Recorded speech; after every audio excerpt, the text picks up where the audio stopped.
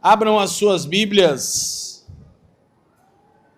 no livro do pregador Eclesiastes, Salmos, Provérbios, Eclesiastes, Cântico dos Cânticos, para que possamos dar seguimento em nossa série de exposições, no intuito de encontrarmos Cristo neste livro tão pertinente e de sermos instruídos de como vivermos à luz da vontade de Deus.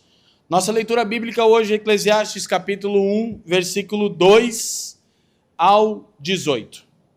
Acompanhe comigo na sua tradução, por favor. Vaidade de vaidades, diz o pregador. Vaidade de vaidades. Tudo é vaidade. Que proveito tem o homem de todo o seu trabalho que faz debaixo do sol? Uma geração vai e outra geração vem, mas a terra permanece para sempre. Nasce o sol e o sol se põe e apressa-se e volta ao seu lugar de onde nasceu. O vento vai para o sul e faz o seu giro para o norte. Continuamente vai girando o vento e volta fazendo os seus circuitos. 7. Todos os rios vão para o mar e contudo o mar não se enche. Ao lugar para onde os rios vão, para ali tornam eles a correr. Todas as coisas são trabalhosas ou canseira, o homem não pode exprimir. Os olhos não se fartam de ver, nem os ouvidos se enchem de ouvir. O que foi, isso é o que há de ser. E o que se fez, isso se fará. De modo que não há nada novo debaixo do sol. Há alguma coisa que se possa dizer, vê, isso é novo? Já foi nos séculos passados, que foram antes de nós. Já não há lembrança das coisas que precederam, e das coisas que hão de ser, também delas não haverá lembrança, entre os que hão de vir depois. Eu, o pregador, fui rei sobre Israel em Jerusalém. 13. E apliquei o meu coração a esquadrinhar e a informar-me com a sabedoria de tudo quanto sucede debaixo do céu. Essa enfadonha ocupação Deus deu aos filhos dos homens para os afligir. Atentei-me para todas as obras que se fazem debaixo do sol, e eis que tudo era vaidade e aflição de espírito, ou correr atrás do vento. Aquilo que é torto não se pode endireitar, aquilo que falta não se pode calcular. Falei eu com o meu coração, dizendo, eis que eu me engrandeci e sobrepujei em sabedoria a todos os que houve antes de mim em Jerusalém. E o meu coração contemplou abundantemente a sabedoria e o conhecimento. E apliquei o meu coração a conhecer a sabedoria e a conhecer os desvarios e as loucuras. E vim a saber que também isso era correr atrás do vento. Porque na muita sabedoria há muito enfado, e o que aumenta em conhecimento, aumenta em dor ou tristeza. Essa é a porção da palavra de Deus para nós. Curva a sua cabeça. Pai, te damos graças uma vez nessa manhã, elevamos o nome de Cristo Jesus, seu Filho, nosso Senhor, acima de qualquer outro nome, e na obra e pessoa de Cristo descansamos para a nossa redenção e na expectativa de seu glorioso retorno. Eu quero te pedir que nessa manhã você nos presenteie com um espírito de sabedoria e também de revelação, a fim de que possamos compreender a esperança da nossa vocação e como viver dignamente em meio a uma geração perversa. Pai, que as distrações dos nossos corações e almas sejam aquietadas agora pela operação do seu Espírito e que nada aqui se perca, mas tudo seja para a glória do teu nome, pelos interesses do seu Filho, por meio do seu Espírito e para o bem de todo mundo. Todos aqueles que creem comigo assim, digam amém. Toma seu lugar, fique à vontade. Queridos, na semana passada demos início à série de exposições no livro de Eclesiastes intitulada Vanitas Vanitatum, o sentido da vida debaixo do sol. Essa expressão em latim significa vaidade de vaidades, como lemos agora no texto de Eclesiastes. Hoje nós daremos seguimento e vamos tentar fazer uma exegese do texto bíblico. Eu digo tentar, porque o livro de Eclesiastes, como vimos na semana passada, eu recomendo que você ouça, se não ouviu, nas plataformas digitais de áudio e vídeo, na conta da família dos que creem, e se ouviu, ouça de novo. Eclesiastes é um dos livros mais intrincados na Bíblia. Há um grande esforço dos eruditos na academia para procurar se ele tem algum raciocínio linear que tem começo, meio e fim, ou se ele é um amontoado de provérbios e de reflexões do homem mais sábio, descendente de Adão, que o planeta Terra conheceu. Então, é até mesmo difícil fazermos uma exegese texto a texto, porque muitos textos estão conectados e só são respondidos em outra ocasião. Por exemplo, vamos perceber hoje que ele vai levantar algumas perguntas, uma em específico, e não vai respondê-la. Ele está suscitando inquietações, ele vai responder lá para o capítulo 6. Então a gente vai passar pelos textos procurando entender o significado deles nesse esforço. Semana passada eu disse, e hoje eu gostaria de recomendar duas literaturas, dentre muitas que nós poderíamos. A primeira é essa aqui de Peter Leiter, chama Salomão entre os pós-modernos, que dá título à minha mensagem de hoje. Literatura extremamente maravilhosa, ok? E a segunda é esse maravilhoso livro, que é uma exposição homilética de Eclesiastes, do professor Emílio Garofalo Neto, Isso é Filtro Solar. Livro maravilhoso, altamente recomendado. São alguns dos materiais que estão amparando a reflexão nossa nessa série. Então, como já dito, nosso subtema de hoje é Salomão entre os pós-modernos, uma resposta bíblica ao pessimismo. Vamos ler juntos, família dos que creem, por favor?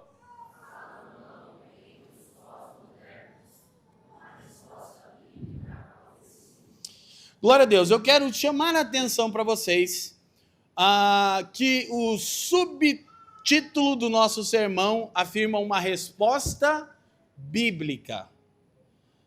Porque é justamente a minha ênfase ao olharmos as inquietações que o pregador correlê como o arauto da humanidade, como aquele que representa os filhos de Adão, e vai ficar mais claro nesse sermão, mas como já dito na mensagem de introdução semana passada, está compartilhando.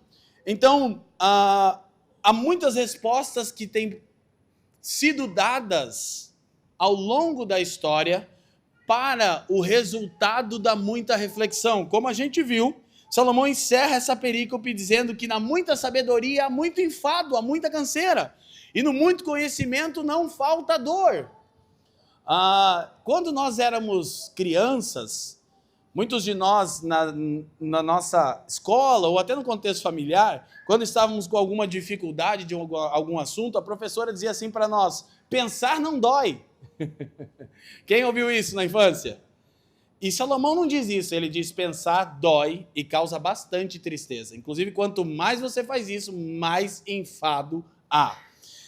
Lógico que a gente vai perceber, mas hoje a gente vai construir um pouco das palavras-chave do livro de Eclesiastes e entender que Salomão ele é tão atual que ele aparenta viver no tempo que nós chamamos de pós-modernidade ou de modernidade tardia. Semana passada eu disse, eu vou só repetir, a gente vai falar de algumas filosofias que formam o pensamento pós-moderno, citar um nome aqui ou outro ali, de maneira bem reduzida, mas eu quero que você lembre, isso não é mera pose acadêmica. Essa inquietação e angústia permeia a sociedade pós-moderna. E aí há um esforço por buscas de respostas.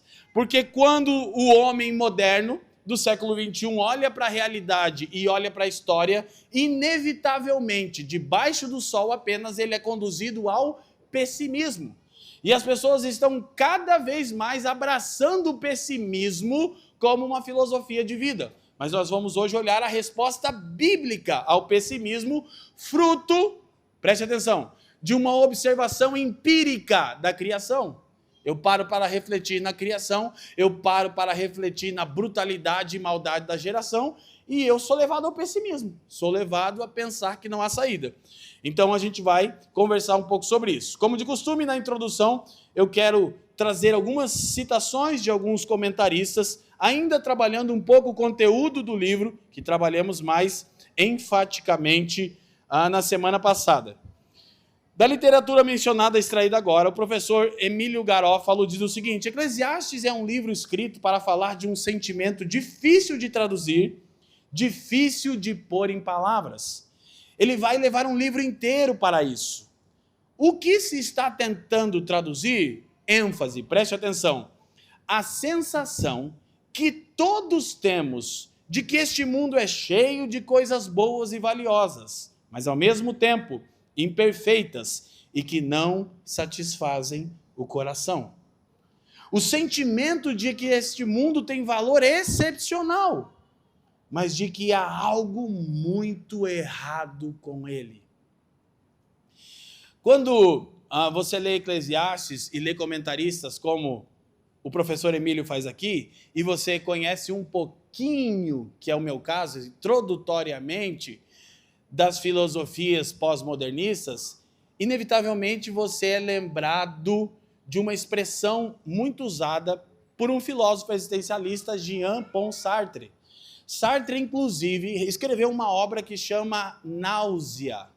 Eu já mencionei isso em outros sermões. E Sartre é um homem que se pôs a pensar na vida debaixo do sol, como o Correlê aqui. E ao olhar toda a tragédia da existência, Sartre definiu as coisas mais ou menos assim. Primeiro, a realidade é absurdo. Não tem sentido nenhum. Para onde se olha, a realidade é absurdo. Segundo, ele disse que ele teve náuseas no fim de suas reflexões. E daí a grande obra de Sartre é Náusea, falando de um homem e de uma geração inteira que olha para a realidade e o resultado é uma sensação de náuseas. Então ele é tido como grande filósofo, ele é adorado pela garotada que vai para a faculdade, para aquela galera que anda com aquelas bolsas de couro, assim, deixa o cabelo e a barba crescer, sabe? Tipo, Sartre é o grande pensador da existência. Mas é uma coisa maravilhosa, gente, que eu vou falar, né? Eu tenho já há algum tempo olhado para as filosofias que formam o pensamento atual, e agora nesse retorno de Eclesiastes, eu estou revendo algumas coisas e avançando. E você fica extremamente perplexo com as respostas que eles tentam dar ao pessimismo. Mas, cara, você olha para Eclesiastes e você fala, eles são bebês perto da proposta de Salomão.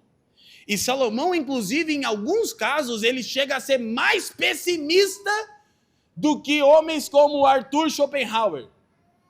Se você conhece, esse é o grande filósofo moderno do pessimismo. Salomão consegue ter uma visão abaixo da dele.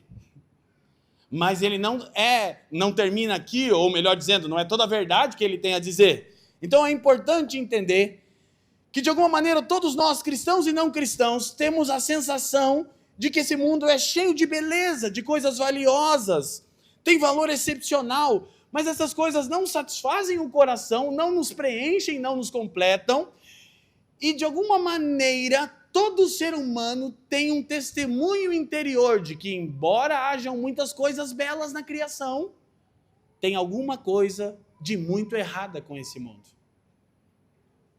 Tem alguma coisa de muito errada com os homens.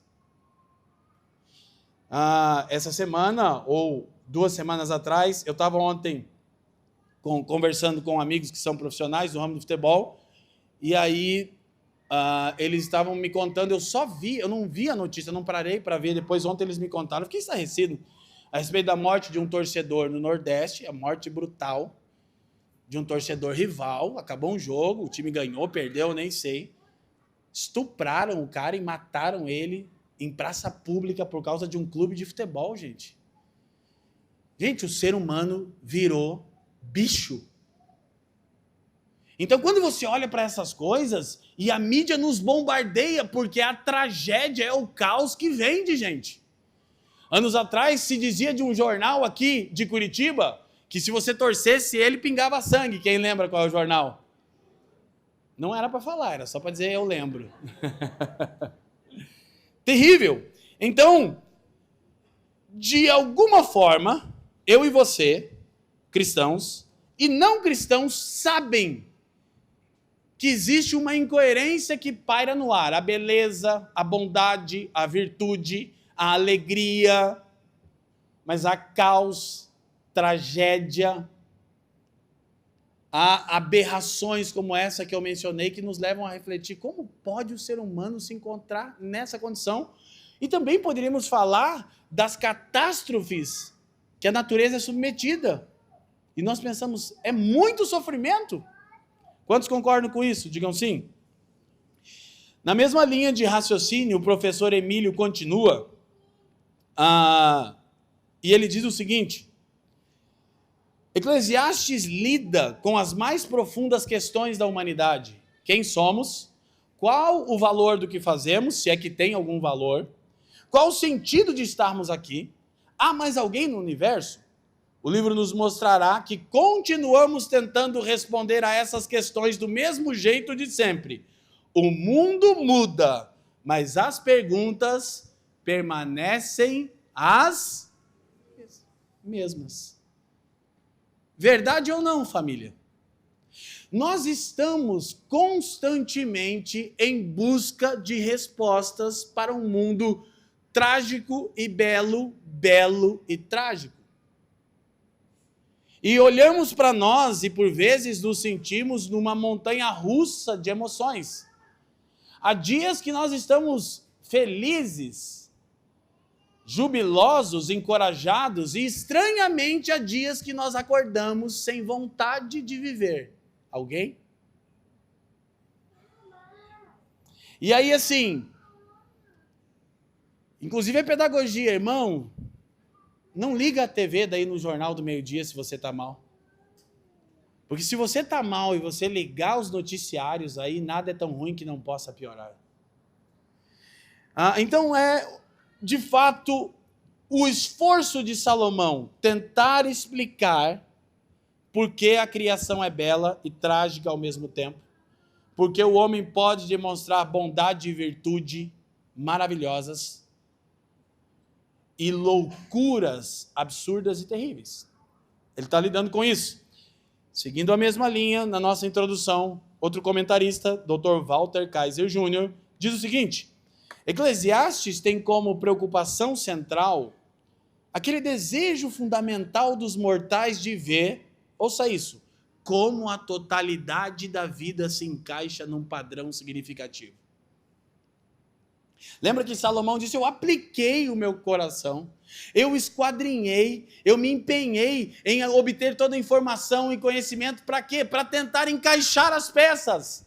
E aí ele diz: mas o que é torto não se direita e nem pode se calcular aquilo que falta. É o jargão que já virou música de axé: pau que nasce torto, nunca se endireita. Não tem como você não dizer. E gente, isso é cantado como se fosse nada mais pessimista do que isso. Agora, vocês lembram? Presta atenção, o que essa canção sugere? Já que a existência é trágica e pau que nasce torto nunca se endireita, bora em busca do prazer desenfreado, pois não há sentido. É filosofia. E por que canções como essa falam muito com a sociedade? Porque elas, na verdade, estão tratando de questões bíblicas, mas elas estão sempre no campo horizontal. Na expressão de Salomão, que eu já vou elencar cada vez mais, debaixo do sol. E se tudo que existe é apenas debaixo do sol, então pau que nasce torto não se endireita, é impossível calcular aquilo que se falta. Inclusive, há na boca de muitos cristãos, quando você vê alguém comentando, a pessoa A ou B, esse aí não tem jeito. Como assim? Seria você um pessimista? Um discípulo de Schopenhauer, Nietzsche, Sartre, Camus? Ou você crê no Evangelho? Porque o Evangelho de Jesus mostra que pau que nasce torto, Jesus endireita. Aleluia? Quantos se identificam com esse louvor agora? Na versão gospel do louvor. Lógico. Mas olha que coisa interessante. Então, como que a totalidade da vida se encaixa num padrão significativo? É o esforço de Salomão. Será que esta era atual, com tanta brutalidade e injustiça, poderá ao mesmo tempo ser aceita, desfrutada e entendida para, de algum modo, se encaixar num propósito superior? Presta atenção que eu vou misturando como Salomão. Introdução, já vou fazer a aplicação, que eu não quero perder a linha de raciocínio. Presta atenção nisso aqui. Será que uma era tão brutal e injusta, como o Dr. Kaiser diz, pode ser aceita e desfrutada? Porque existe um primeiro tipo de abordagem para isso. Há um tipo de estoicismo cristão. E assim, é bem simples quem eram os estoicos, tá? Os estoicos é uma escola antiga de filosofia que basicamente diz o seguinte: existir é sofrimento. Já começa no nível hard do pessimismo, né? Existir é sofrimento. Então, já que existir é sofrimento, os estoicos propõem a seguinte abordagem do mundo, de maneira bem reduzida e simplista, tá ok? Cara, não se alegra muito com nada não e não sofre muito com nada também não. E segundo os estoicos, o homem, por intermédio da razão, ele teria a capacidade de controlar esses impulsos. Essa semana, em discipulado com alguém, ele disse para mim: cara, eu acho que eu sou meio estoico. Eu disse: então se arrependa, seu pecador miserável. Porque estoicismo parece cristianismo e soa maturidade e prudência. E aí alguns cristãos, eles são cristãos estoicos. Você nunca vê eles jubilosos e nunca vê eles muito arrasados. Mas vou te contar uma coisa: quanto mais você conhece Jesus e o Evangelho, mais sua vida vira esses extremos. Inclusive, a gente pode olhar na história da narrativa, o salmista convocando e ordenando: celebrem ao Senhor com júbilo. Meu irmão, júbilo não é assim, ó. Celebrai com júbilo ao Senhor. Todo... Não, por favor. Ah, é meu jeito. Então morra, se arrependa e dê júbilo a Jesus. Aleluia. Glória a Deus. Não é teu jeito, não. E também nunca está desesperado na tragédia. Então, assim, eu sou tudo menos estoico. Os irmãos sabem disso e a Fran também, né? Porque assim, eu seria a antítese do estoicismo. Quando eu celebro, eu celebro. Mas quando eu estou no meu dia, o presbitério criou até uma frase para mim: para você é sempre mais difícil, né? Eu mando umas mensagens no grupo do presbitério assim que, nossa, os caras falam: meu Deus do céu, levantou o Apocalipse. Apocalipse 16 ainda, quando começa as taças da ira sendo derramadas. Não tem jeito, não dá. Então, prestem atenção. O estoicismo não é uma saída, é uma aparente prudência. Alguém me perguntou na internet dias atrás, eu não vi, não consegui responder: pastor, qual a relação de estoicismo e cristianismo? Porque tem gente que acha que Jesus meio que se inspirou nos ensinos de Sêneca. Socorro, gente! Onde está o erro fundamental do estoicismo? Existir é sofrimento. Olha, quase que está certo, está quase. Mas você pode controlar as suas emoções por intermédio da virtude, da sabedoria e da razão. Não pode, rapaz. O Adão e a Eva habitam em você, meu irmão e minha irmã. Lógico que o cristianismo diz: celebre e sofra. Inclusive é Salomão que vai dizer que é melhor ir num velório. Ele não diz isso? Há mais ganho no luto. Eu vou me esforçar para não falar o que eu pensei agora. Eu vim de um velório, mas piada interna. Há mais ganho na casa de luto. Então, cristianismo não é estoicismo. Mas como também lidar com as nossas emoções na alegria e na tragédia, o próprio Espírito de Deus apacenta o nosso coração. Amém, gente? Glória a Deus. Mas a gente celebra, chora e celebra e faz parte da jornada. Então a gente vai voltar e relembrar algumas coisas dessa. Mas, então Salomão está fazendo esse esforço de tentar mostrar como as coisas se encaixam, formando um padrão significativo. E assim, o pessimismo tem nos abatido de tal maneira que muitos cristãos, ao verem a brutalidade dessa era, como eu disse, eles nunca celebram e desfrutam da vida. E eles começam a impor sobre si um tipo de sofrimento Como se cristão tem que estar sempre cabisbaixo, porque o mundo é mau, e não é assim que Deus discipula o seu povo na história. Mesmo que existir, seja parte, sofrer por causa do pecado, como ouvimos aqui das nossas crianças. As Escrituras têm muito mais instruções para o júbilo e gozo e alegria do que para o sofrimento. Que cabe também, tem um livro inteiro na Bíblia que chama Lamentações. Eu podia ter escrito ele também nos meus dias ruins. Glória a Deus.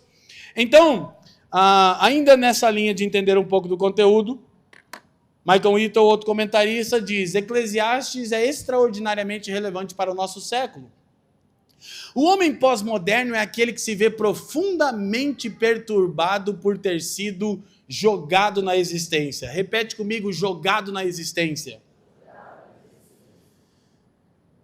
Provavelmente o século XX, diz Michael Eaton, pelo menos no mundo ocidental, é a época de maior enfado que a história já presenciou.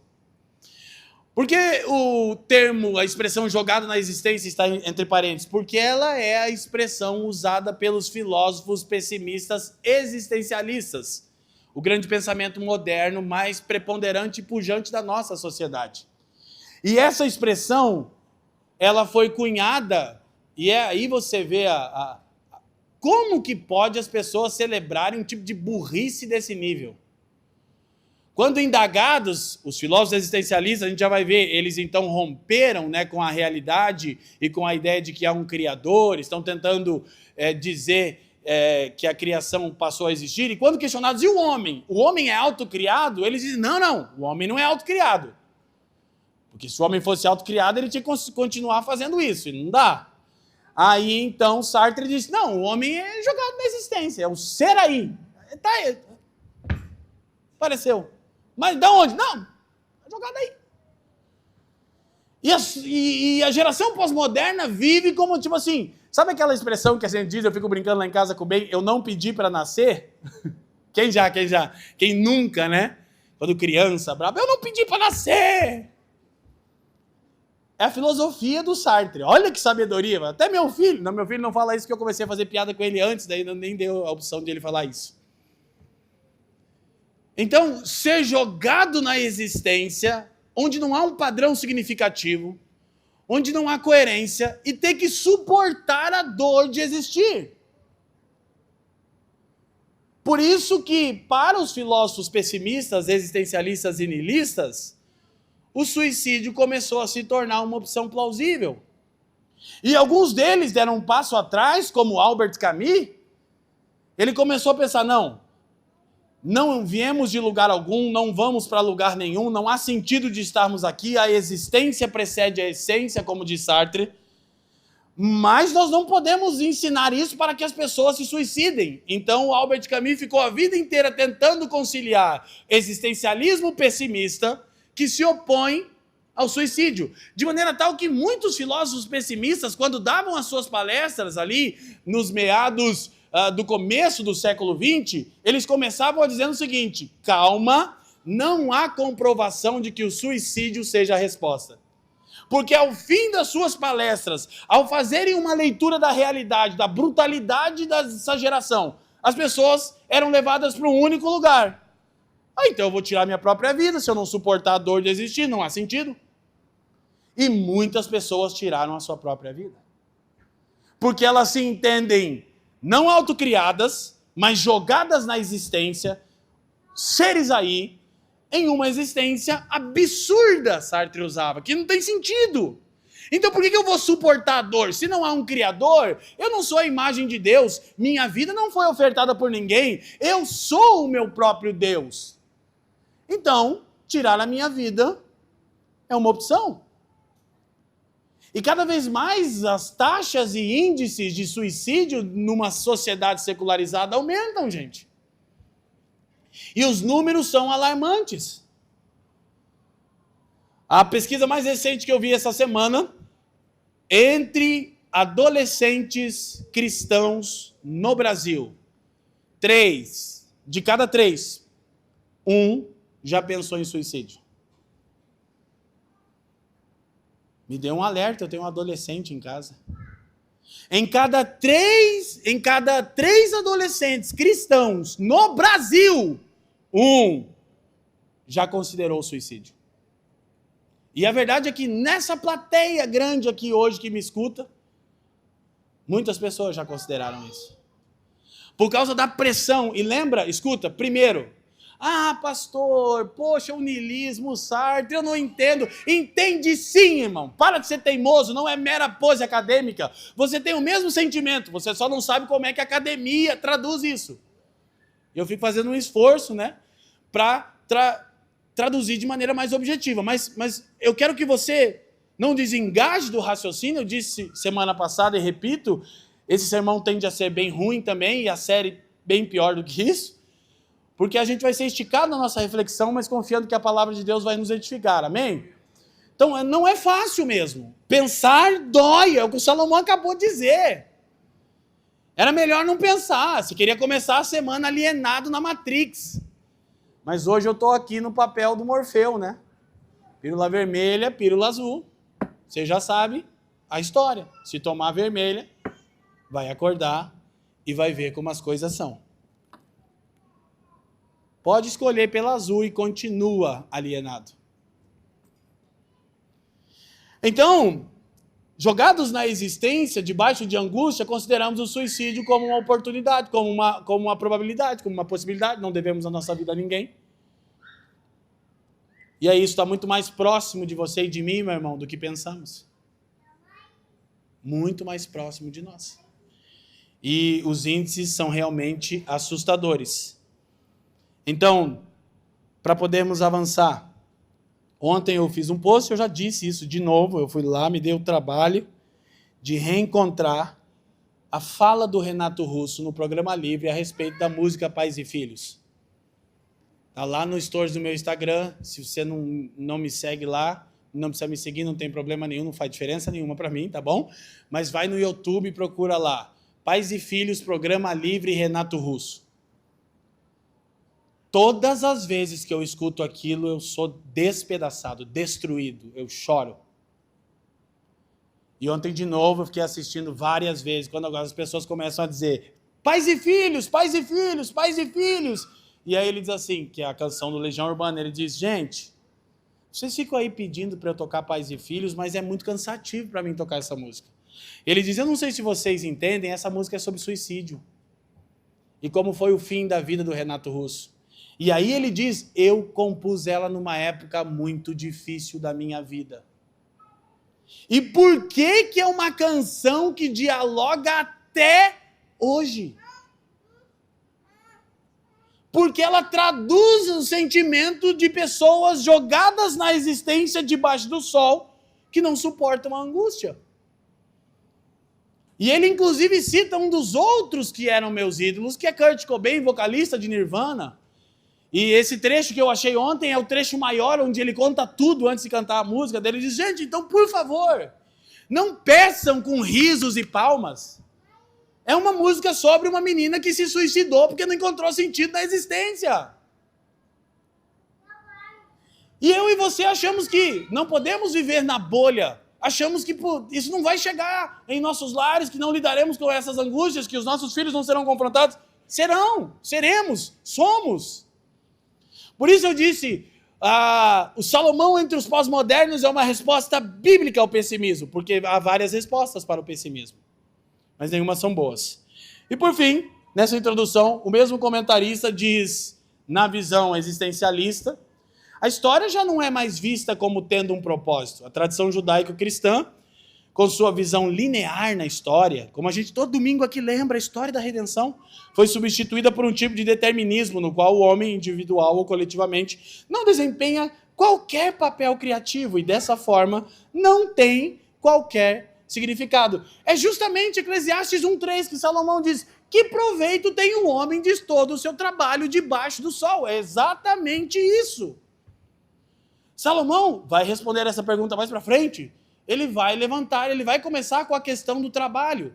E a gente vai perceber ao longo da série, ouça, que ele vai tentar várias coisas. A partir do capítulo 2 fica mais claro. No capítulo 1, ele menciona o trabalho como tentativa, não explica se há proveito ou não, a gente já vai chegar lá, mas ele termina colocando a primeira tentativa, que é a educação, o conhecimento, para se por intermédio disso ele encontrar significado na existência. Ok? Então, de fato, temos uma tarefa proposta para nós. Com sua Bíblia aberta, por favor, em Eclesiastes 1, porque eu vou apelar para o texto aqui várias vezes. Poderíamos dizer que dos versos 3 a 11, o assunto de Salomão é a estabilidade da natureza, ou a aparente estabilidade da natureza, e a nossa transitoriedade. Ele vai fazer essa comparação. Mas antes, e isso aqui é uma das chaves mais importantes, no verso 2 diz, vaidade de vaidades, diz o pregador, vaidade de vaidades, tudo é vaidade. Ele repete 5 vezes, e para alguns comentaristas, como ele usa um plural no hebraico, são 7 vezes. Gente, vaidade de vaidades, diz o pregador, vaidade de vaidades, tudo é vaidade. Alguém consegue ser mais pessimista do que Salomão aqui? Porque até Arthur Schopenhauer, Nietzsche, até eles colocavam ali um ponto meio positivo na vida. O pregador começa dizendo tudo é vaidade. E aí a gente é levado a esse estoicismo pessimista, existencialista, desesperado. Eu inventei agora esse termo. Tipo, meu Deus, tudo é vaidade. Aí a gente também abraça um cinismo. Por quê? Porque, de novo, voltando aos estoicos, e algumas pessoas têm esse tipo de abordagem, aparentemente é muita maturidade, não se emocionar muito, não se alegrar muito. Olha que pessoa madura. Eu disse e repito, não corrobora com as Escrituras. As Escrituras dizem no Salmo que diante de Deus a tristeza salta de alegria. Deus diz, tristeza, você também celebre. Então não me venha com essa, não, é que eu sou mais comedido. Não, tá tudo bem, sua personalidade, não vou querer fazer você ser tipo eu, né? Tá tudo bem, um Leandro aqui nessa igreja local já tá bom. Mas jubile, celebre. E sofra para valer quando precisar. Dá uma descabelada de vez em quando, irmão. Faz aquelas orações desesperadas do salmista, de lamentações. Cara, Jeremias escreve um livro inteiro para lamentar. E Salomão já começa encerrando tudo que há debaixo do sol como vaidade. Agora, o grande ponto aqui, e a gente vai várias vezes ao longo da série permitindo o Senhor voltar nessa reflexão, por isso eu estou gastando mais tempo aqui na introdução e na primeira parte da exegese do texto, é entender o que a palavra hebraica traduzida aqui por vaidade significa. Porque se é a vaidade, não é aquela vaidade de que aquela pessoa se cuida, tem higiene, olha, isso é vaidade, né? O que vaidade significa? A palavra vaidade no hebraico é rebel, que na verdade, no esforço de ler o hebraico, é rebel. Olha isso. A palavra hebraica revel é melhor traduzida como névoa, vapor ou neblina. E enfatiza a transitoriedade da existência humana e as constantes mudanças que ocorrem na vida. Revel aparece 30 vezes em Eclesiastes. Então, vaidade no hebraico não é melhor traduzida por futilidade, inutilidade. Porque se é o que Salomão estava dizendo, então os pensadores pessimistas estão certos. Porque é o que Schopenhauer, Nietzsche, Sartre dizem. Tudo é fútil, inútil, vazio. É um eterno vácuo.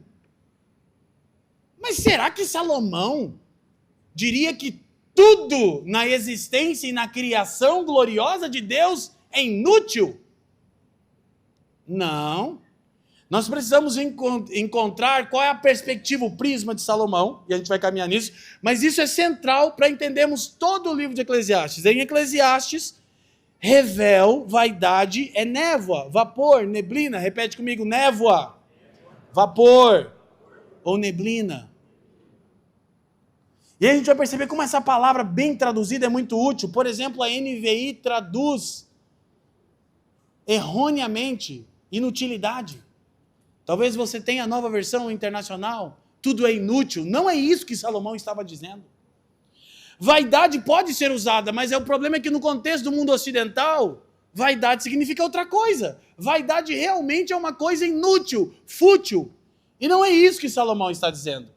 Não que não haja um aspecto disso. Lembra? Na verdade, Eclesiastes é um texto chamado de poético dialético. Então, a poesia já é difícil de ser interpretada. Porque ela trabalha muito com enigma, com mistério. Ela não necessariamente segue uma ordem linear. Mas Eclesiastes não é só poético, ele é dialético.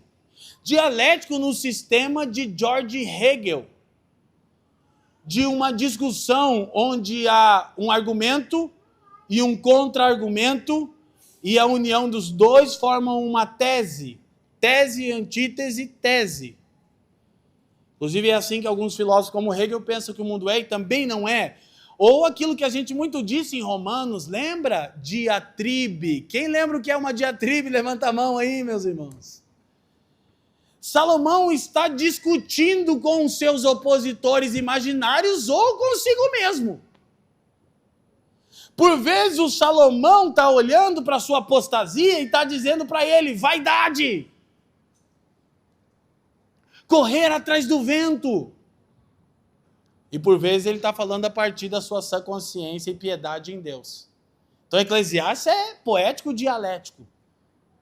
É um texto complexo. Então, sim, ele trata de um aspecto de futilidade. E vamos perceber. Mas não é meramente futilidade. É névoa, é vapor, é neblina. Melhor seria se a tradução fosse transição de transições. Tudo é transitório, passageiro, efêmero, debaixo do sol. Ok? Então, é importante entendermos isso. E também, como o livro é carregado de enigmas, porque, como lemos, ele se pôs a esquadrinhar e averiguar todas as obras debaixo do sol. Você lembra, nós lemos a semana passada que Salomão sabia sobre plantas, ele sabia a respeito do cedro e do isopo, que é o matinho que nasce na parede. O cara sabia explicar o mato que nasce no concreto, porque nasce. Dotado de... E não agora, não com o chat GPT. Milênios atrás. Agora, há um outro sentido para usarmos névoa ou neblina, porque além de ser transitória, temporária, passageira, a neblina, ela torna a nossa visão turva e, por vezes, faz com que as coisas sejam difíceis de se discernir. Então, olha para mim, irmão, pensa na sua experiência. É algo intrincado, por vezes enigmático. Se você me falar que em sua curta existência você encontrou todas as respostas para todas as experiências que você teve, eu vou dizer, Salomão está entre nós. Ele voltou. Quantos de nós aqui nessa manhã, meus irmãos, já foram acometidos de tragédias e de sofrimentos que até hoje vocês não entenderam o sentido? Ergam as suas mãos. Sabe por quê? Porque debaixo do sol há neblina. E é bom, assim como nós falamos que aquela aparente contradição entre o Salomão de Provérbios e de Eclesiastes semana passada, é porque Provérbios, Salomão está falando como as coisas deveriam ser. como os princípios de Deus atuam num mundo normal. Mas em Eclesiastes, ele está dizendo como as coisas são de fato. Então, Provérbios é como a meteorologia do tempo, que diz, olha, essa semana chove e esfria. Mas Eclesiastes é como o tempo real, instável, imprevisível, curitibano. E aí, quando se trata de névoa, irmão, quantas e quantas vezes nós saímos nas manhãs de inverno ou ao cair da noite e há tanta neblina aqui em Curitiba que você não enxerga 20 metros e por vezes nem 10 metros. Quem lembra dessas ocasiões? E você vai lembrar isso na série. Então, a neblina torna a nossa visão turva. Ela faz as coisas parecerem enigmáticas, intrincadas. E é como se a gente estivesse olhando assim, eu não consigo discernir o que eu estou vendo. E Salomão está tratando com isso, dizendo, a existência é neblina. Debaixo do sol a névoa. É passageira, é transitória. E turva a nossa visão. Então ele vai discorrer o livro dizendo, o que é maravilhoso nas Escrituras, mas especialmente em Eclesiastes que estamos usando para a nossa exposição, é que os autores bíblicos nunca negam a realidade.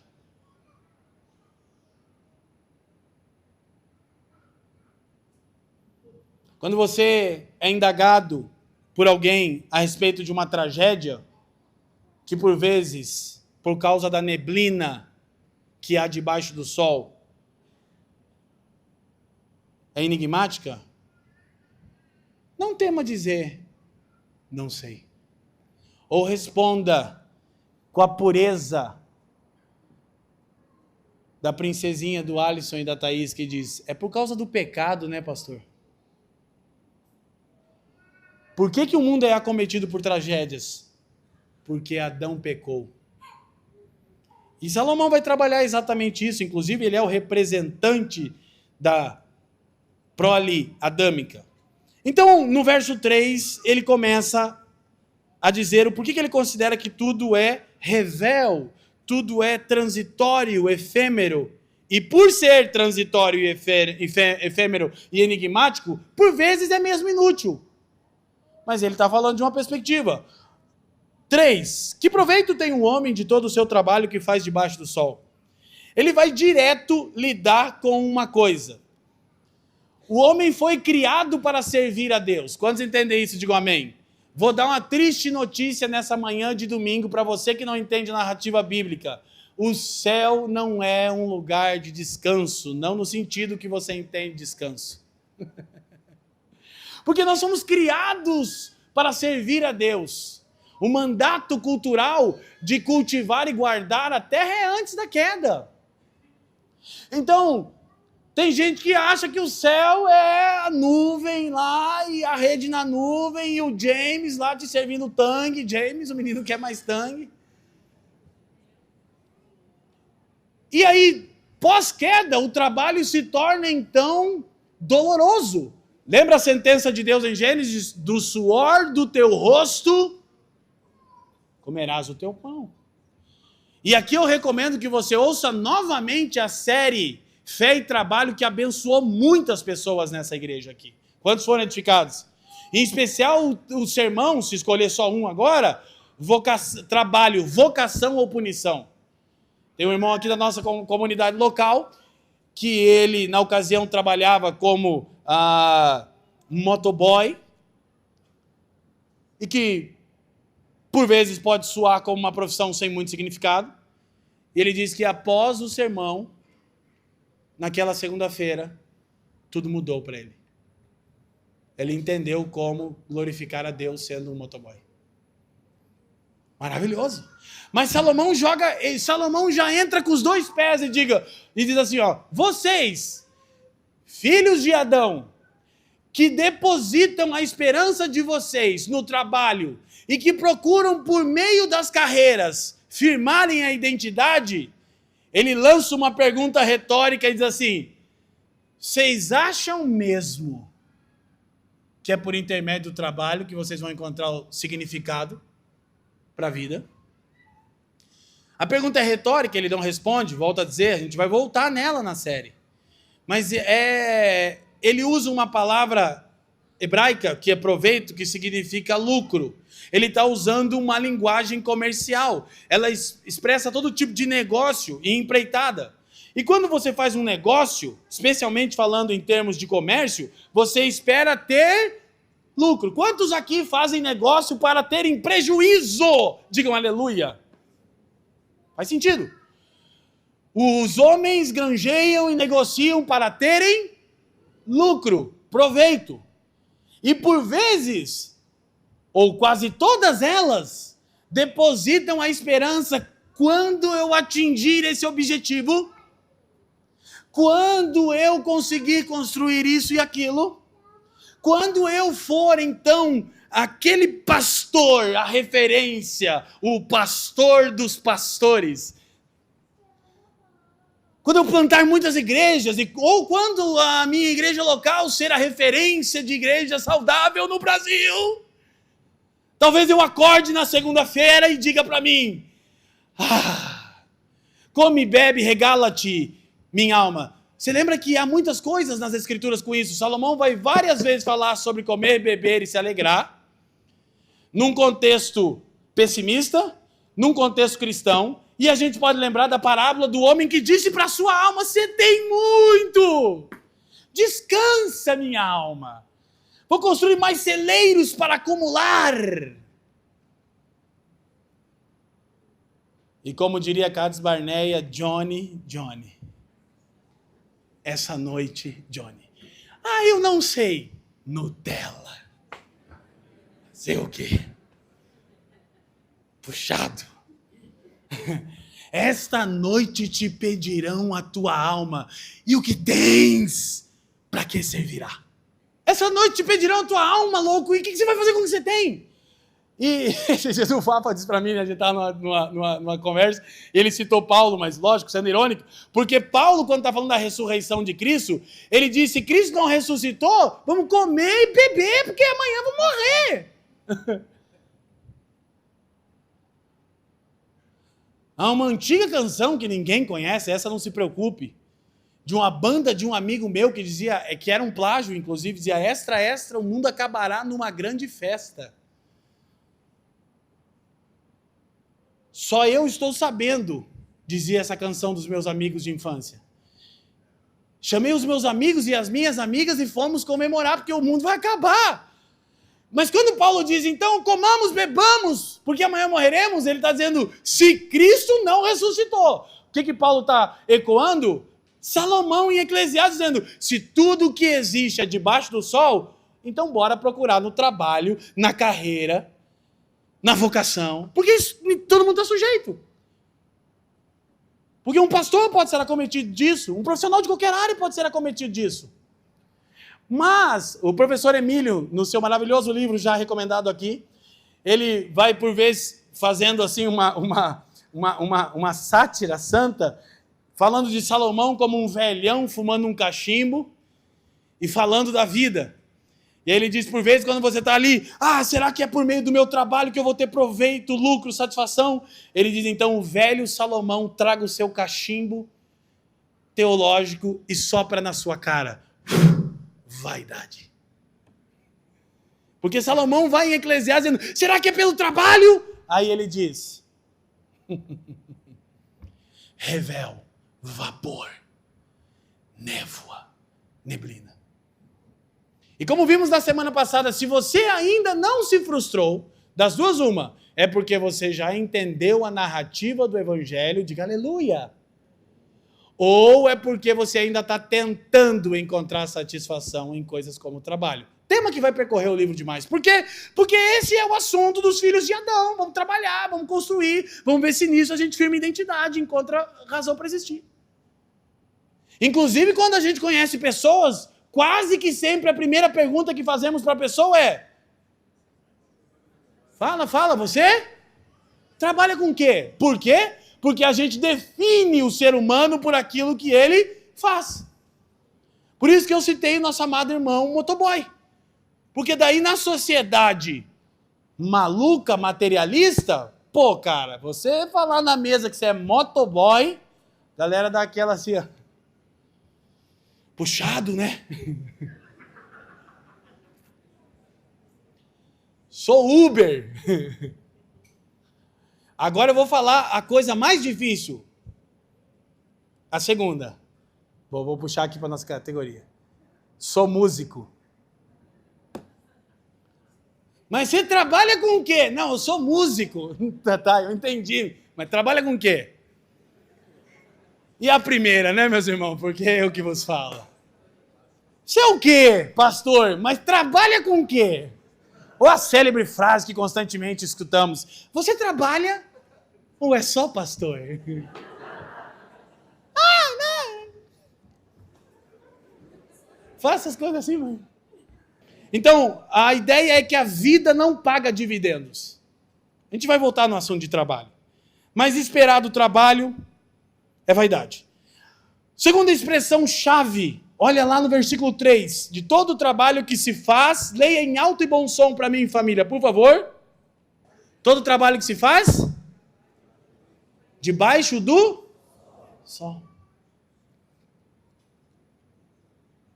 Então, a perspectiva de Salomão, na maior parte do livro, é horizontal. Debaixo do sol. Ele está olhando o mundo de uma perspectiva meramente humanista. Não é que ele creia que as coisas são assim. É que ele experimentou períodos de apostasia. Ele recebeu sabedoria do grande pastor, que ele termina o livro falando sobre isso. E ele observou os filhos de Adão. Então ele diz, debaixo do sol tudo é névoa. Mas não é que toda a criação, a vida, o trabalho, seja em si revel. Não. É que se essas coisas não são feitas com uma perspectiva acima do sol. Quem me entende, diga amém. Então Salomão vai começar a construir um raciocínio aqui. E naturalmente, com certeza, eu vou terminar no próximo sermão, porque eu estou no 3, eu tinha que ir até o 18. E eu me esforcei. Que corrobora com as escrituras. Daí olha o que ele diz no verso 4. Vamos caminhar um pouquinho. E nós vamos até o verso... Hoje... Até o verso 8 a gente vai hoje. Verso 4. Uma geração vai e outra geração vem, mas a terra permanece para sempre. Então ele está, como nós já vimos, analisando, né, a aparente estabilidade da criação, ou eternidade da criação, e a nossa transitoriedade. Então ele vai falar primeiro da condição dos seres humanos e depois um pouco da condição da criação. O que é maravilhoso aqui, gente? É que ao usar a palavra hebraica revel, que significa neblina, vapor ou névoa, surpreendentemente nós encontramos exatamente isso no Novo Testamento. Ao falar da existência, cara, a Bíblia é um conjunto significativo impressionante. Porque Salomão viveu milhares de anos antes dos apóstolos. E quando vamos ao livro de Tiago, usa esse marcador aqui na sua Bíblia, deixa em Eclesiastes 1, vai lá no livro de Tiago, no capítulo 4.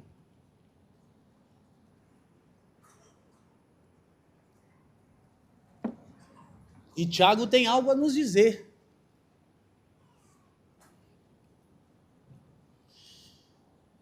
Tiago capítulo 4, versículo 13.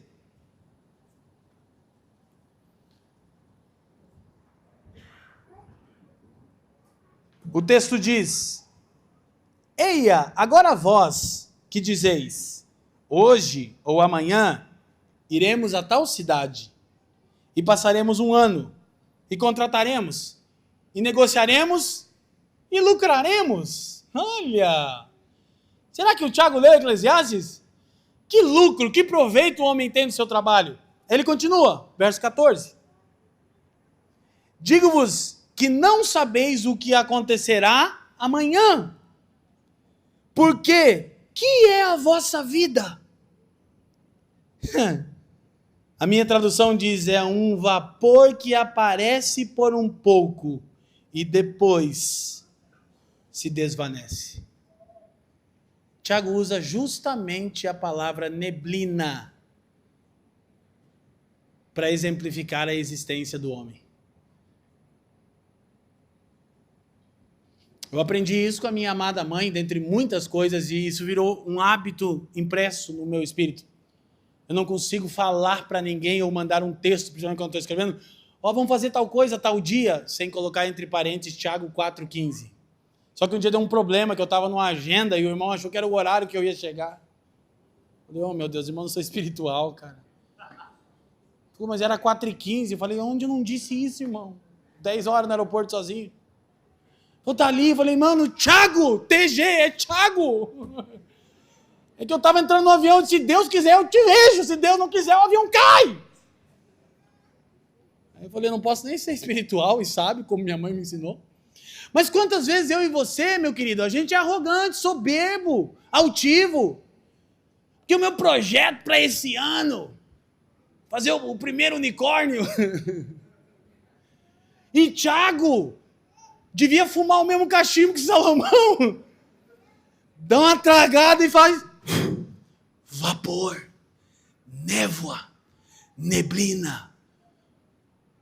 Está por um momento e rapidamente se dissipa. Qual a garantia que temos, eu e você, que chegaremos ao fim desse culto público em nossas casas? Que garantia temos? Nenhuma. Então Tiago diz, de fato a existência do homem é como a neblina. E não deveríamos ser tão arrogantes e autossuficientes. O problema da humanidade é agravado por sua brevidade. Volta para Eclesiastes 1, para irmos caminhando para a nossa conclusão. Comentando isso, o professor Jonas Madureira diz o seguinte, o reverendo... Opa, pulei aqui. Deus nos fez sopro, rua no hebraico, né? E nós vivemos em um mundo vaporizado, revel. Então, tudo pós-queda é neblina. Tudo abaixo do sol é vapor.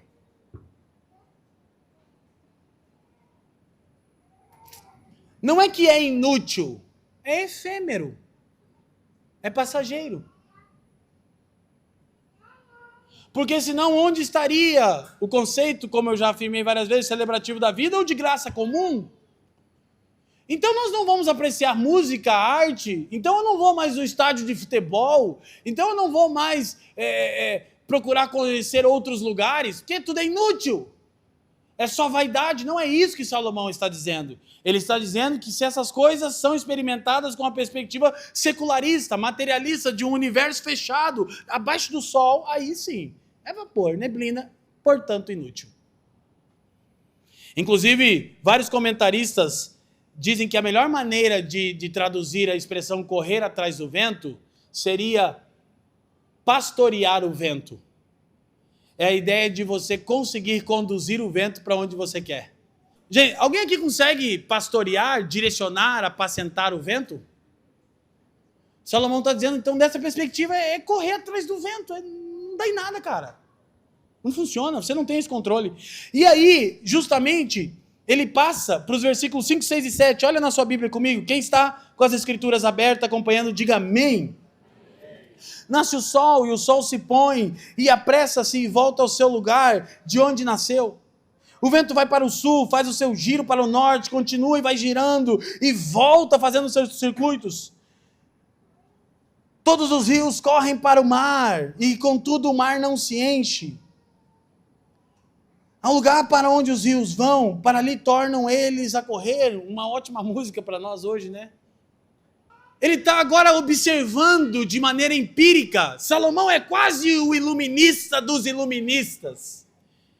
René Descartes seria, como eu já disse, uma criança no jardim de infância, perto do pregador. Ele está observando a criação, ele está dizendo debaixo do sol, não faz sentido nenhum, uma monotonia absurda. O sol faz o seu caminho, né, meus irmãos? Do leste a oeste, não é isso? Todos os dias, do leste a oeste. Do leste a oeste. Do leste a oeste. E daqui 100 anos, do leste a oeste. E o correr letra dizendo, cara, que sentido que tem nisso? E já fazendo uma inserção, eu considerei, mas como eu não tenho habilidade, em postar um vídeo que eu fiz com a Fran quando a gente estava celebrando 19 anos de casamento, lá numa montanha em Urubici, do nascer do sol, com um tapete de nuvens. É uma coisa gloriosa. Vou postar lá no meu Instagram depois, se alguém quiser ver. Um negócio assim.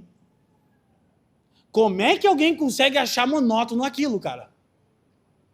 Só que Salomão está falando de uma perspectiva secularista. Ó, debaixo do sol, se você perder de vista que há alguém acima do sol, e ele usa uma expressão, apressa-se, no hebraico, enfado. Alguns tradutores dizem que Salomão está dizendo até o sol está de saco cheio de ser sol. Lá vai eu de novo, do leste a oeste, do leste a oeste. E a expressão hebraica, ela traduz um corredor exaurido. E sabe que Salomão está começando a concordar e mostrar os efeitos da queda na criação. Então, ele fala também do vento, dos rios. Os rios correm tudo para o mar e o mar não enche nunca. Oh, é uma coisa que faz sentido pensar, né? É verdade. Aí tem todo o processo que hoje a gente sabe, né? Vaporização, tá? Mas um olhar pessimista verá apenas monotonia. Um olhar acima do sol verá a providência divina controlando e governando a criação. Então, um dos temas que eu pensei para esse sermão podia ser tudo depende do ponto de vista, mas é que é muito relativista essa expressão, eu não quis usá-la. Porque nem tudo depende do ponto de vista. Só debaixo do sol, mas como existe uma realidade acima do sol, as coisas são diferentes. Então, o que nós entendemos aqui? Olha só, não há proveito para o homem em seu trabalho, e semelhantemente não há proveito para a criação em seu trabalho. Eu não vou abrir o texto, eu ia, mas para ganharmos tempo. Romanos 8:20, Paulo diz que a criação está sujeita a vaidade. Ele usa a mesma expressão. Então, Salomão, que é acusado por vezes de não ser canônico, um pessimista, existencialista, fatalista, não, ele está falando dos efeitos da queda na criação. Mas mesmo a queda tendo afetado, ainda há a beleza de Deus em todas as coisas. Porque quando você olha de uma perspectiva correta, poucas coisas são mais lindas do que o nascer e o pôr do sol, gente. Pouquíssimas coisas. E a gente até poderia, talvez, cantar a canção do meu amigo Salomão do reggae. Jesus, o sol e o reggae. Que a canção trata exatamente disso. Pode até chover e eu não ver o sol, mas eu sei que acima das nuvens ele está. Então, para concluirmos, porque eu quero pontuar e eu vou, claro, voltar nisso, abre Salmos, deixa marcadinho, e a gente vai ler só agora o versículo 8 de Eclesiastes, depois, para terminar. Salmo 104. Mas eu quero concluir agora. E já começar a fazer aplicações. Olha o que o Salmo 104:9 diz. Puseste as águas divisa que não ultrapassarão, para que não tornem a cobrir a terra. Por que todos os rios correm para o mar e o mar não se enche? Porque Deus, o Criador, estabeleceu o limite dos mares. Inclusive, o diálogo de Deus com Jó tipo Eclesiastes, assim, que é mais antigo que Eclesiastes, o Salomão deve ter lido, porque Deus, assim, humilhou Eclesiastes, o Jó, não, agora vou errar no número, mas eu acho que são 69 perguntas que Deus faz a Jó. Ele diz 69 vezes, I don't know. Eu não sei. E Deus pergunta, Jó, onde é que você estava quando eu estabeleci o limite do mar? Só me diz. E não é que não tem sentido na criação e que o trabalho da criação não tenha nenhum proveito. Tem, para quem vê as coisas acima do sol. Mas abaixo do sol até o sol se cansa.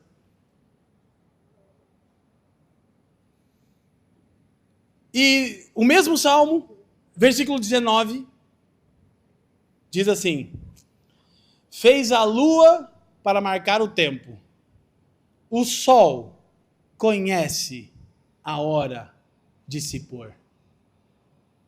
Porque Salomão diz, ele se apressa. E o salmista diz, sabe por quê? Porque ele está a serviço do Criador. Todos os dias ele glorifica a Deus do leste a oeste. Do leste a oeste. E não é enfado. E o Salmo 104 inteiro, lê em casa. Não, já vamos pular a nossa leitura daí. Não vamos chegar no Salmo 104, né? Pode ler um pouquinho, ninguém vai ver. O pastor não vai ver. A gente está lendo os Salmos com a igreja. Quem está na leitura bíblica aí? E agora voltamos para Eclesiastes, capítulo 1, verso 8, e encerramos com o verso 8.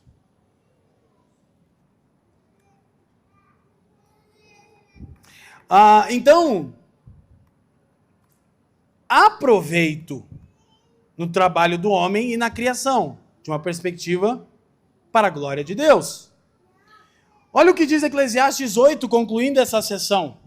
Todas as coisas são canseira, trabalhosas, enfadonhas.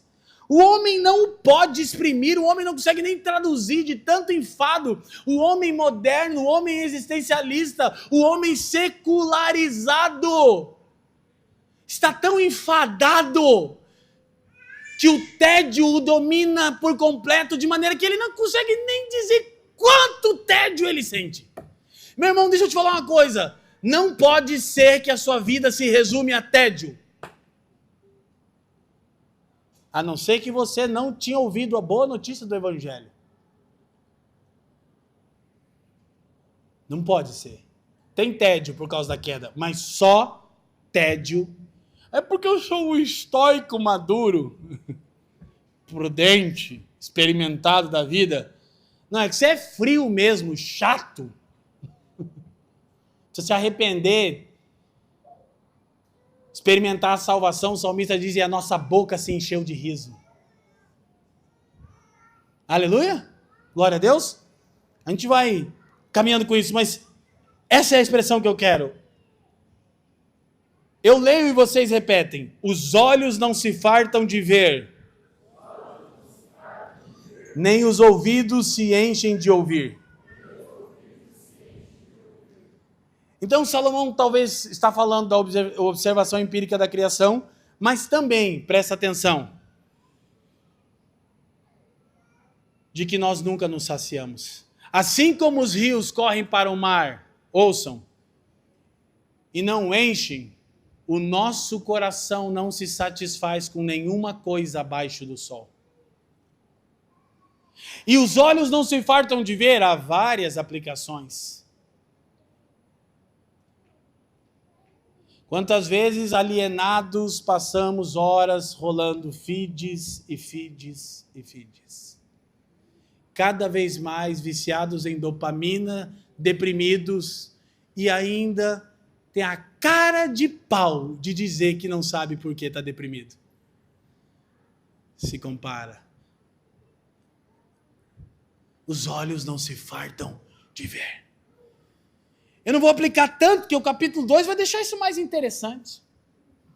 Salomão vai dizer o seguinte, irmão. Eu não neguei nada que o meu coração quis, que os meus olhos viram. Igual um pregador disse aí. Se Deus deixou, você vê! Meu lindo! Se Deus deixou você tocar, Ele vai te dar. Aí o adúltero, se eu vi, toquei, gostei, Deus vai me dar? É de Deus! Maldito seja! Digam amém. Amém. Aleluia. É o que o Salomão diz, o nosso coração caído não se farta de ver. E uma coisa que a gente lida, eu já disse aqui, vou dizer de novo, clickbait é pecado, é mentira, é do capeta! Aleluia! Clickbait é do Satanás! No vídeo lá, Pastor Leandro conta tudo, daí tem tudo, menos eu contando tudo. Mentira! Mas a galera clica. Os olhos não se fartam de ver. Isso se dá em todas as áreas, meu irmão. Não se esquiva, não. Porque a gente pode falar de imoralidade sexual, a gente pode falar de consumismo. Nunca tá bom. Nada tá bom. Os ouvidos não se enchem de ouvir. Eu quero sempre uma coisa nova. Você quer uma coisa nova? Vem aqui todos os domingos, porque numa manhã de domingo como essa, Cristo foi levantado dentre os mortos. Eis a coisa nova. Que dá significado para tudo. Meu irmão, ele não está falando de uma perspectiva positiva. Os olhos não se fartam de ver as Escrituras. Os ouvidos não se enchem de ouvir a palavra. Não! Ele está dizendo a gente está sempre atrás de alguma coisa. Correndo atrás do vento. Renato Russo, aparentemente, sabiamente, que não era, disse que tinha saudades de tudo aquilo que ele ainda não viu. Significa não encontro satisfação. Eu quero o que eu nem sei o que eu quero. Eu quero algo que eu nem sei o que é, porque os meus olhos não se fartam de ver. E nem os meus ouvidos se enchem de ouvir. E para nós terminarmos, eu citei o grande pensador, pessimista, para os pós-modernistas é Arthur Schopenhauer. E ele partiu do pressuposto de que não há Deus, e de que não há nada sobrenatural, e de que a existência é sofrimento também como os estoicos e como os budistas, muito influenciado pela filosofia budista. E o Schopenhauer disse aqui, meu irmão, o Schopenhauer disse que a vida é uma constante oscilação entre a ânsia de ter e o tédio de possuir. Porque os olhos não se fartam de ver, e os ouvidos não se enchem de ouvir. Os filósofos pessimistas estavam certos da perspectiva que eles olham o mundo. O diagnóstico deles está errado. Não, perdão. O diagnóstico está correto. O prognóstico está errado. Gente, isso aqui talvez traduza a sua vida.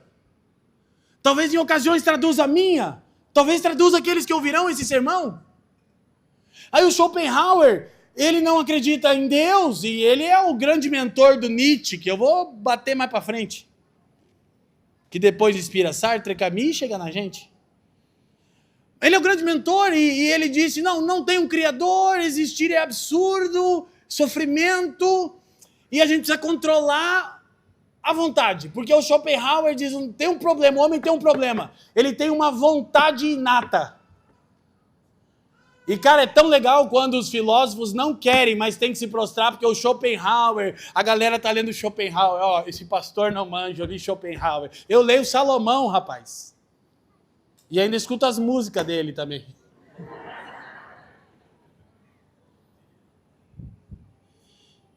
O Schopenhauer diz o seguinte para a gente encerrar. Ele diz, existir é sofrer, então é um tanto estoico e budista. Precisa controlar suas emoções para não alegrar-se muito e não sofrer muito. Então você precisa, só que tem esse problema dessa vontade. Não tem Deus, mas eu não sei explicar por que o ser humano tem uma vontade inata. Por que o ser humano está sempre atrás de alguma coisa? Eu não sei dizer o que é isso, mas eu sei que a gente tem que resolver a vontade. Então ele foi para uma perspectiva mais, olha para mim, mais estoica. Seguindo uma linha mais racional na filosofia do Nietzsche, que a gente vai chegar lá. Seguindo mais Apolo, assim. O Nietzsche, discípulo dele, gostava dele, mas falou, não concordo, eu concordo que não tem Deus, não faz sentido, é absurdo e sofrimento, mas esse negócio de abnegar a vontade, que era o autocontrole de Schopenhauer, dos estoicos e dos budistas, o Nietzsche falou, para com isso aí é meio cristão. O Nietzsche falou da vontade de potência, ele falou, o negócio é você se entregar a todos os desejos sem restrições. Aí você vai ser o homem, ou o Nietzsche chamava super-homem, mas a gente vai para lá outro dia. Mas eu quero terminar aqui, eu quero orar, quero convidar o time de música. A vida é uma constante oscilação entre a ânsia de ter e o tédio de possuir. Meus irmãos, em nome de Jesus, não percam a atenção. Faça uma autoanálise. Eu quero falar aqui com 2 grupos específicos. Primeiro, para os que não se renderam a Cristo. Faça uma autoanálise. Sua vida tem se resumido à ânsia de ter e ao tédio de possuir?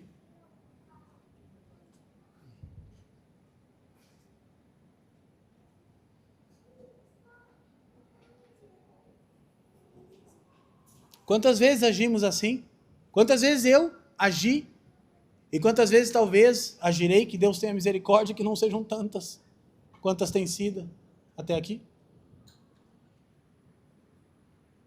Porque se você está vivendo assim, deixa eu te falar uma coisa, você não está vivendo. Você está vegetando. A ânsia de ter, quando eu tiver aquele carro, quando eu conquistar aquela garota, quando eu conquistar aquele marido, quando eu tiver a família Doriana.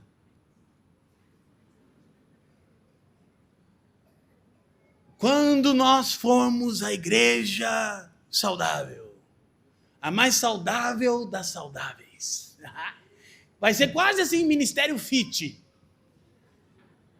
Fitness church, de tão saudável que é. Só come granola. Aleluia, Tiago.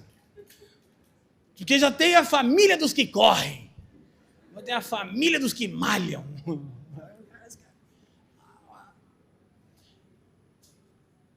A ânsia de ter. E quando temos, o tédio de possuir.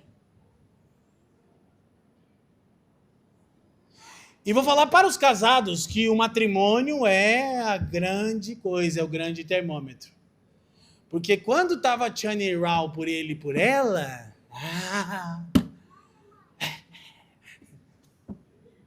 aí agora é distrato, desrespeito,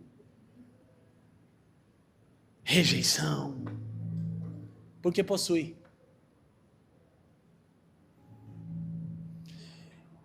E o velho Salomão sopra o cachimbo teológico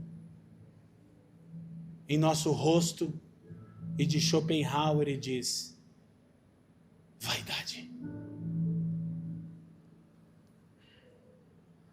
E se talvez você ainda está achando que essa sugestão de Schopenhauer é boa, não é boa, porque você não pode controlar a tal vontade inata ou a vontade de potência do Nietzsche. Porque a Bíblia chama isso de natureza adâmica. É um troço que não sai de você. E que somente aos pés de Cristo. Segundo o público, se você está em Jesus, mas se pega nessa manhã, na oscilação, ânsia de ter, tédio de possuir. Eu ouso dizer, a começar por mim, que nenhuma pessoa nesse salão escapa disso nessa manhã, umas menos, outras mais. Isso precisa nos levar para um lugar nessa manhã, meus irmãos. Talvez para alguns a oração mais sincera que você já fez, para outros uma das mais sinceras dos últimos anos, meses, semanas, dias. Senhor, livra-nos de vivermos somente debaixo do sol. E o Evangelho é filtro solar. Essa é a grande sacada das Escrituras. É o filtro solar, impede de que nos queimemos, porque debaixo do sol as coisas são difíceis de discernir. Eu quero dizer de novo e orar. A satisfação que você procura não está nas coisas que você considera e anseia ter. Porque se é que você, como eu disse semana passada, vai conseguir ter, Salomão conseguiu. Então vamos ouvir o velhinho. O velhinho chegou lá. Eu queria. Vai passar a vida inteira só na ânsia de ter. Tem uns aqui que a filosofia nem do Schopenhauer vale, porque não vai possuir mesmo. É pobre. Nasceu na Coab, vai morrer na Coab. E tá tudo bem se você olhar acima do sol. Aí as coisas fazem sentido. Curva a sua cabeça. Pai, nessa manhã nós nos dirigimos a Ti novamente por intermédio de Cristo Jesus.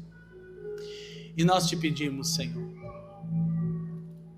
remova as nuvens, a neblina, a névoa que nos impede de ver acima do sol. Nos impede de ver como as coisas se encaixam mesmo em um mundo trágico por causa da rebelião que estabelecemos contra Ti. Nessa manhã eu oro por mim, pela Fran, pelo bem. Estendo a oração a todos os irmãos que estão aqui e aqueles que acompanharão esse sermão em tantos e tantos lugares. Livra-nos de uma vida que oscila entre ânsia de ter e tédio de possuir. Permita que a sua palavra nos ensine como o pregador termina o seu livro dizendo: o fim de tudo é teme a Deus. Dá-nos temor nessa manhã, Senhor. Quebranta os nossos corações, abra o nosso entendimento. Nós queremos acolher a sua palavra para a glória do seu nome e para a nossa edificação.